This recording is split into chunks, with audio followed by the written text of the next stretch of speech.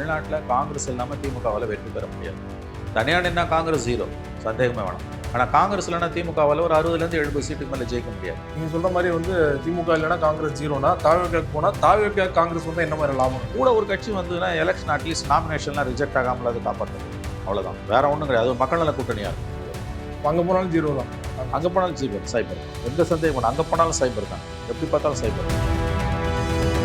போர்க்கானர் போயிட்டு வந்தோன்னா திமுக வெற்றி வெளிதாருன்னு விஜய்க்கும் தெரியும் இல்லையா? விஜய் அந்த முடிவு எடுப்பான்னு நினைக்கிறீங்களா? அது விஜய் கேட்க வேண்டிய கேள்வி. நீங்கள் என்ன ஏன் கேட்குறீங்க? 4 கார்னர் ஃபைட்டில் டிஎம்கே அட்வான்டேஜ் நான் நம்புறேன். இது விஜய்க்கும் தெரியும் இல்லை, அவர் ஏன் போறாருன்னு நீங்கள் கேட்குறீங்க. நல்ல கேள்வி.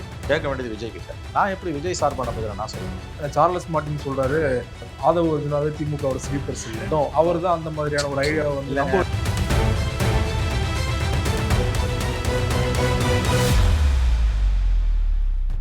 அரசியல் களம் நேயர்களுக்கு வணக்கம். இன்றைக்கு நம்ம நேர்காணலுக்காக மூத்த பத்திரிகையாளரும் அரசியல் திறனாய்வாளருமான திருமதி மணி அவர்கள் நம்மோடு இருந்திருக்காரு. அவரோடு பேசலாம். சார் வணக்கம். சார் வணக்கம். பீகார் தேர்தலில் என்டிஏ பெருவாரியான வெற்றி பெற்றிருக்காங்க. கிட்டத்தட்ட 202 தொகுதிகளில் வெற்றி பெற்றிருக்காங்க. காங்கிரஸ் தான் ஒரு முக்கியமான காரணம் ஆயிடுச்சு தேஜஸ்வியோட தோல்விக்கு. ஒற்றுமை இல்லை அப்படிங்கிற மாதிரியான பல்வேறு விமர்சனங்கள் வைக்கப்பட்டாலும் 61 தொகுதிகளில் போட்டியிட்டு 6 தொகுதியில் தான் வெற்றி பெற்றிருக்காங்க. ஸோ தமிழ்நாட்டிலையுமே கூட்டணியில் திமுக அவங்களுக்கு கம்மியான தொகுதியில் ஒதுக்க வாய்ப்பு இருக்குது அப்படிங்கிற மாதிரி தகவல் நேரத்துலேருந்து வந்துகிட்டு இருக்கு. உங்களோட பார்வை என்ன? அதெல்லாம் சும்மா கதை. அதெல்லாம் தமிழ்நாட்டு பீகார் கதை வேற, தமிழ்நாட்டு கதை வேற. தமிழ்நாட்டில் காங்கிரஸ் இல்லாமல் திமுகவால் வெற்றி பெற முடியாது. தனியாக நின்னா காங்கிரஸ் ஜீரோ, சந்தேகமே வேணாம். ஆனால் காங்கிரஸ் இல்லைனா திமுகவால் ஒரு 60-70 சீட்டுக்கு மேலே ஜெயிக்க முடியாது. காங்கிரஸுக்கு தமிழ்நாடு பூரா எல்லா தொகுதிகளையும் குறைஞ்சது 3000-10,000 ஓட்டு வரைக்கும் இருக்குது. தென் மாவட்டங்கள்லாம் கூடுதலாகவே இருக்குது. அது கான்ட்ரிபியூட்டரி ஃபேக்டர். காங்கிரஸ் தனியாக நின்னா மறுபடியும் சொல்கிறேன் சைபர். காங்கிரஸ் இல்லைனா திமுகவால் ஒரு 70 சீட் வரைக்கும் போகலாம், அதுக்கு மேலே போக முடியாது. சும்மா ஒன்றும் காங்கிரஸை திமுக கூட்டணியில் வச்சுக்கல. ரெண்டாவது, காங்கிரஸோட பங்களிப்பு என்பது சிறுபான்மையினமாக வாக்குகளை திமுக பக்கம் தக்க வைக்கிறது, நம்பகத்தன்மை, கிரெடிபிலிட்டி அது கொடுக்குது. அதையும் நம்ம ஞாபகத்தில் வச்சுக்கணும். ஒருவேளை இது எல்லாத்தையும் மீறி காங்கிரஸை இழிவுபடுத்தி தூக்கி வெளில போட்டாங்கன்னா காங்கிரஸுக்கு தாவேக்கா இருக்கவே இருக்குதுங்க. தாவேக்கா காங்கிரஸ் கூட்டணி வந்துன்னா தேர்தலுக்கு முன்னாலே திமுக பெருத்த பின்னடைவை எதிர்த்தரும். அதனால் பீகார் தேர்தலை வச்சு காங்கிரஸை திமுக ஓரங்கட்டும், ரொம்ப மட்டமாக ட்ரீட் பண்ணணும் அப்படிலாம் வாய்ப்பே இல்லை. ஸ்டாலினுக்கு இதோட சீரியஸ்னஸ் தெரியும். அதற்கெல்லாம் எந்த வாய்ப்பும் இல்லை என்று தான் நான் நம்புகிறேன். போன முறை 25 சீட் கொடுத்தாங்க, அதோட கம்மியாக போக வாய்ப்பு நினைக்கிறீங்களா? இல்லை, அதோட கூட போகும் நான் நினைக்கிறேன். 25 அதிகமாக கொடுப்போம். கண்டிப்பாக போகும் நான் நம்புறேன். 20 எதனால? எல்லாருமே கூட சீட்டு கேட்குறாங்கங்க. ஆமாம், ஒரு 35 சீட் வரைக்கும் போக வாய்ப்பு இருக்குன்னு தான் நான் கேள்விப்படுறேன். ஏன்னா காங்கிரஸுக்கு நீங்கள் ஆப்ஷன் இருக்குங்க. தாவேகாவோட காங்கிரஸ் போச்சுன்னா தோத்துருவாங்க. ஆனால் திமுக பெரிய பாதிப்பு. அது சாம்ராஜ்யம் திமுக கிட்ட தான் இருக்குது. காங்கிரஸ் கிட்ட ஆட்சி இல்லை. ஆட்சி இருக்கிறது திமுக தான். அவங்க வரலாறுலேயே ரொம்ப குறைஞ்ச சீட்டு 25 சீட் வாங்கினது. 2011 63, 2016 41, இப்போ 25. ஸ்டாலின் கூடுதலாக சீட்டு கொடுத்து அகாமடேட் பண்ணிப்பாருன்னு தான் நான் கேள்விப்படுகிறேன். அதனால் அதில் பிரச்சனை வராதுன்னு தான் எனக்கு தோணுது. ஆனால் இங்கே இருக்கிற லோக்கல் காங்கிரஸில் முக்கியமான தலைவர்கள்லாம் பார்த்தீங்கன்னா தொடர்ச்சியாக திமுக விமர்சனம் பண்ணுறாங்க. திமுகலேருந்து வெளியேறணும் அப்படிங்கிற மாதிரியான கோரிக்கை வைக்கிறாங்க இல்லையா? தலைமைக்கு போயிருக்கும் இல்லையா சார்? அது எல்லா காலத்திலையும் நடந்திருக்கு. காங்கிரஸோட திமுகவோட கூட்டணி இருக்கும்போது மாறுபட்ட குரலில் பேசுகிறதும், அண்ணா திமுக கூட்டணியில் இருக்கும்போது தனியாக நிற்போன்னு பேசுகிறதும் எல்லா காலத்துலேயும் காங்கிரஸில் நடந்திருக்கு. கடந்த 40 ஆண்டு கால காங்கிரஸ் வரலாறை பார்த்தீங்கன்னா அது ரொம்ப சகஜம். அதனால் அது ஒன்றும் பெரிய விஷயம் இல்லை. That will be sorted out. DMK Congress கூட்டணி 26 கண்டிப்பாக தொடரும். 2 பேருக்குமே அது ரொம்ப அவசியம். அதில் எந்த பாதிப்பும் பீகார் எலெக்ஷனால அதில் பெரிய பாதிப்பு வராது நான் உறுதியாக நம்புறேன். பீகார் எலெக்ஷனுக்கு அப்புறம் தான் டிபேட் ஆயிருக்கு. திமுக இருக்கிற ஆர்எஸ் பாரதி ஒரு பையன் கூட பார்த்தீங்கன்னா 11 தொகுதியில் முன்னிலை வச்சாங்க. 11 சீட்டு போதும் காங்கிரஸ்க்கு இல்லை அப்படின்னு போட்டு இன்னைக்கு செய்தியாக கூட வந்துருக்கு. சார், தனிநபர்களை பற்றி நம்ம பேச வேணாம். அவர் கட்சியில் எந்த பொறுப்பும் இல்லாதவர். கட்சியில் இருக்க பிரமுகர்களோ எம்எல்ஏ எம்பிஸ் பேசினா தான் நம்ம இப்போ சீரியஸாக எடுத்துக்கோம். மாணிக் தாகூர் தொடர்ச்சியாக பேசுகிறார் இல்லையா காங்கிரஸ்? இல்லை, திமுகவை பொறுத்த வரைக்கும் காங்கிரஸும் அவங்க கைட்ட மாட்டாங்க. காங்கிரஸ் திமுக கூட்டணி உடஞ்சதுன்னா காங்கிரஸுக்கு ஒன்றும் பெரிய நஷ்டம் கிடையாது. ஆனால் திமுகவுக்கு சாம்ராஜ்யம் இருக்காது. தனியாக நின்னா காங்கிரஸ் திமுகவோட இல்லாமல் வேற எத்தனை கட்சியை சேர்ந்தாலும் திமுகவில் ஜெயிக்க முடியாது. திரும்பவும் நான் சொல்கிறேன், அந்த 4-5% 5% ஓட்டு, தட்ஸ் க்ரூஷியல். அதனால் ஸ்டாலின் அவர்கள் திமுக காங்கிரஸை இழக்க மாட்டார். மைனாரிட்டிஸ் ஓட்டு திமுக வரத்துக்கு காங்கிரஸும் ஒரு முக்கிய காரணம்.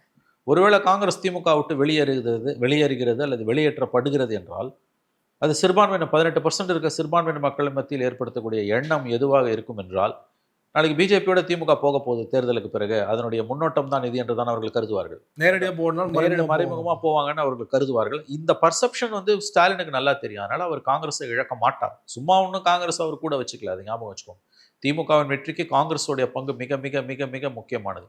மறுபடியும் சொல்லுகிறேன், தனியாக நின்றால் காங்கிரஸ் 0, காங்கிரஸ் இல்லாமல் திமுக நின்றால் அதிகபட்சம் 60-70 சீட்டு ஜெயிக்கலாம். ஆட்சியை கண்டிப்பாக தக்க வைப்பது என்பது பகல் கனவாக முடியும்.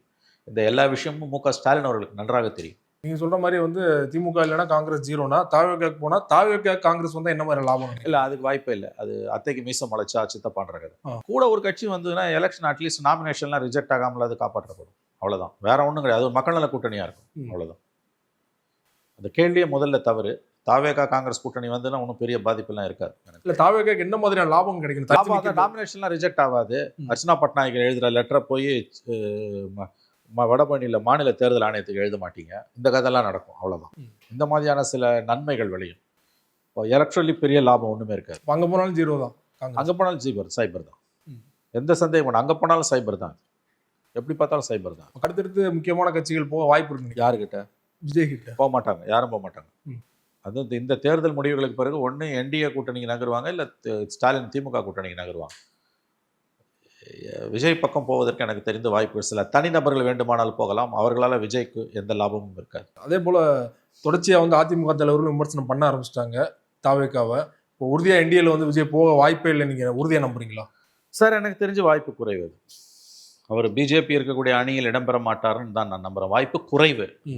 ஃபைனல் டிசிஷன் வர வரைக்கும் நம்ம ரூல் அவுட் பண்ண முடியாது. ப்ராபபிலிட்டி தியரி படி பார்த்தீங்கன்னா நிச்சயமாக வாய்ப்பு குறைவு. நிச்சயமாக அதற்கு வாய்ப்பு குறைவு. அவர் 4 முனை போட்டி உறுதி என்று தான் நான் பார்க்கிறேன்.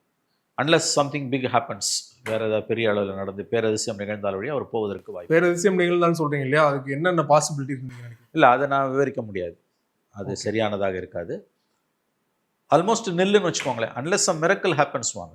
மிரக்கலுக்கு வாய்ப்பு வந்து லைஃப்பில் ரொம்ப குறைவு. அரிதினும் அரிது தான் அது வந்து. அவர் தனியாகத்தான் இந்த தேதியில் இன்றைய தினத்தில் என்னுடைய கருத்து என்பது அவர் 4 முனை போட்டி உறுதி. அவர் தனியாகத்தான் இருப்பார். என்டிஏ கூட்டணிக்கு விஜய் போக மாட்டார் என்று நான் இன்றைய தினம் உறுதியாக நம்புகிறேன். விஜயோட விருப்பம். அமித்ஷா அவர்கள் ஏற்கனவே பேட்டி சொல்லியிருந்தாரு, பீகார் தேர்தலுக்கு முன்னாடி. பீகார் தேர்தலுக்கு அப்புறமா வெற்றி பெற்றிருக்காங்க, தமிழ்நாடு மேலே தான் அவங்க ஃபோக்கஸ் இருக்கும். ஸோ வந்து அவங்க தாவேகா எப்படி வழி கொண்டு வர வைக்கணும்னு அவங்க தெரியும் இல்லையா. அமித்ஷா நினைச்சா முடியும் அப்படின்னு நிறைய பேர். அப்படிலாம் நினைக்காதீங்க சார். அமித்ஷா ஒன்றும் அகில உலக தலைவர்லாம் கிடையாது. எல்லாத்தையும் அமித்ஷாவால் வளர்ச்சிட முடியும்னா அப்போ தனிநபர்களோ கட்சிகளோ இயங்கவே முடியாது. எல்லாம் பிஜேபி வச்சதான் சட்டம்னு ஆகிடும்.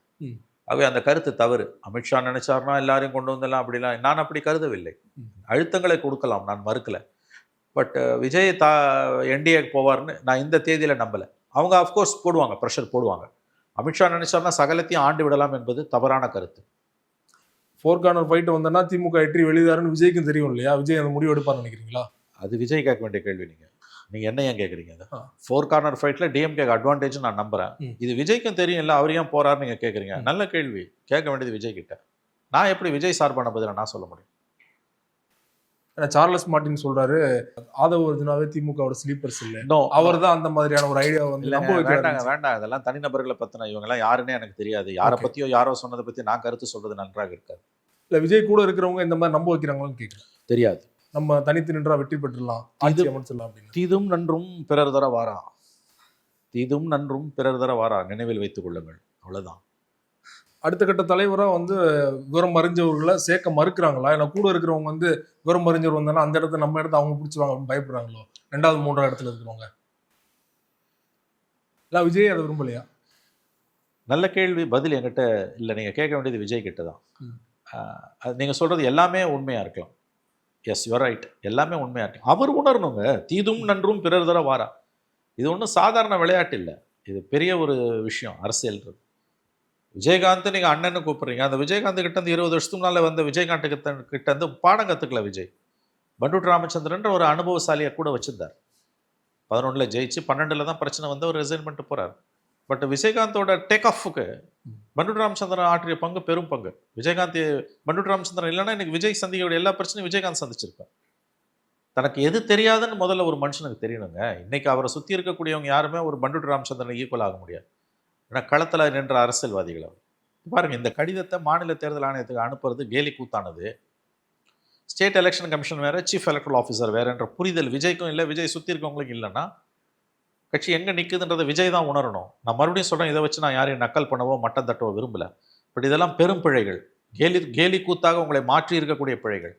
இதுலேருந்து தப்பணும்னா அனுபவசாலிகள் உங்களை சுற்றி வேணும். இது ஒரு பானை சோத்துக்கு ஒரு சோறு பதமாக அவர் எடுத்துக்கணும்.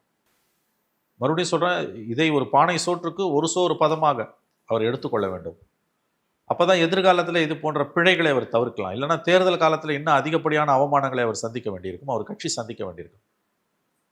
அவங்க தான் உணரணும் இதை. Always it should be a combination of young and old. இளைஞர்களும் இருக்கணும், வயதானவர்களும் அனுபவசாலிகளும் இருக்கணும். 2 பேரும் சேர்ந்து இருந்தால் தான் அது கட்சி. எனக்கு முழுக்க முழுக்க இளைஞர்களே போதும்னு நினைக்கிறதோ, எனக்கு முழுக்க முழுக்க அனுபவசாலியே போதும்னு நினைக்கிறது, ரெண்டுமே தவறு. ஒரு மிடில் பார்த்து அவர் எடுக்கணும். அவர் தான் முடிவு செய்யணும். இதெல்லாம் இத்தகைய பிழைகள் மூலம் தன் தவறுகளை விஜய் உணர்ந்து கொண்டால் அவருக்கும் நல்லது, அவர் கட்சிக்கும் நல்லது. இல்லைனா அவங்க வந்து அவமானப்படுவதையும், அது இது சோஷியல் மீடியா காலம், ட்ரால் மெட்டீரியலாக மாறுறதையும் யாராலையும் தடுக்க முடியாது.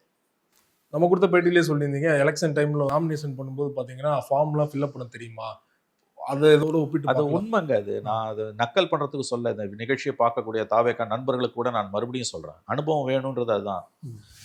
எலெக்ஷனில் கண்டெஸ்ட் பண்ணும்போது அந்த ஃபார்ம் ஃபில்அப் பண்ணுறதுலாம் அவ்வளோ ஈஸி இல்லைங்க, ரிஜெக்ட் ஆகும் ஈஸியாக, பெரிய அளவில் ஆகிடும். ஒரு சின்ன தவறு, ஏன்னா உங்கள் ஃபார்மை வந்து ஸ்க்ரூட்டனைஸ் பண்ணும்போது எதிர்க்கட்சி தரப்பில், அது இந்த தடவை நீங்கள் தனியாக போகிறீங்கன்னா திமுக இருப்பான், அண்ணா திமுக இருப்பான், பிஜேபி இருப்பான், எல்லாரும் உங்களுக்கு எதிராக நிற்பாங்க. ஒரு சின்ன தவறை கூட அவங்க பெருசுப்படுத்தி சேலஞ்ச் பண்ணாங்கன்னா, ரிட்டர்னிங் ஆஃபீஸர் ஒன்ஸ் உங்கள் நாமினேஷனை ரிஜெக்ட் பண்ணிட்டா நீங்கள் சுப்ரீம் கோர்ட்டுக்கு போனால் கூட நிற்காது. தேர்தல் முடிஞ்ச பிறகு எலெக்ஷன் பெட்டிஷனாக தான் போகணும். அதில் நீங்கள் தவறே செய்யாட்டி கூட ஒரு சின்ன சின்ன பிழைகளை வச்சு அது பூதாகரமாக்கி உங்கள் நாமினேஷன்ஸை ரிஜெக்ட் பண்ணுற வாய்ப்பு இருக்குது. அதுக்கு தான் அனுபவசாலி வேணுன்றது. எலெக்ஷன் ஃபார்மை ஃபில்அப் பண்ணுறதுன்றது ஒரு பெரிய கலை. திமுக, அண்ணா திமுகலாம் அதுக்கு பெரிய அளவில் பயிற்சி கொடுப்பாங்க. கேண்டிடேட்டுக்கு செலக்ட் பண்ண உடனே 3 டீமோ 4 டீமோ வந்து அந்த எலக்ட்ரல் ஃபார்மை வந்து ஸ்க்ரூட்டனைஸ் பண்ணும். திமுகலாம் ஒரு சின்ன பிழை கூட வரக்கூடாது. அரசியலில் எவ்வளோ விஷயங்கள் அந்த மாதிரி இருக்குது. அப்போ இந்த அனுபவம் வந்து அவங்களுக்கு இல்லைன்னா, மறுபடியும் சொல்கிறேன், கூட்டணி போகாமல் தனியாக நின்னாங்கன்னா இத்தகைய பிரச்சனைகள் வரத்துக்கு நாமினேஷன் ஸ்டேஜ்லேயே அவங்களுக்கு பெரிய சிக்கல்கள் வரும். ஏன்னா நாமினேஷன்றது நீங்கள் நினைக்கிற மாதிரி ஒரு சாதாரண விஷயம் அல்ல. ஏதோ ஒரு பேங்க் அக்கௌண்ட் ஓப்பன் பண்ணுற மாதிரியோ, அல்லது ஆதார் கார்டு ஓப்பன் பண்ணுற மாதிரியோ, இல்லை டிரைவிங் லைசன்ஸ் ஓப்பன் பண்ணுற மாதிரியான விஷயம் அல்ல. அதில் நுவான்சஸ் நிறையா இருக்குது.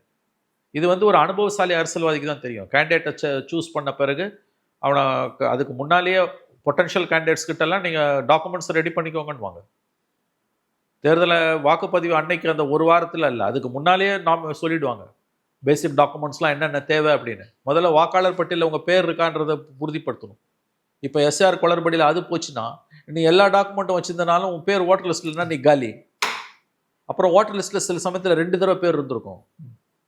அதை எதிர்கட்சிக்காரனே பண்ணுவான். உன் தொகுதியில் தாவேக்கால உதாரணத்துக்கு ஒரு எக்ஸ் தொகுதியில் ஒரு தாவேக்கா கேண்டிடேட் பவர்ஃபுல்லாக வராருன்னு தெரியுதுன்னா, அங்கே இருக்கக்கூடிய ஒரு திமுககாரனோ அண்ணா திமுககாரனோ அவரை காலி பண்ணுறதுக்கு வேறு ஏதாவது இந்த மாதிரியான வேலைகள், அவருக்கே தெரியாத ஒரு பேர் 2 பூத்தில் இருக்குது, 2 ஓட்டர் லிஸ்ட்டில் இருக்குன்னு, அதை அங்கே கொண்டு வந்து அன்னைக்கு காமிச்சானா உங்க கதை முடிஞ்சுது.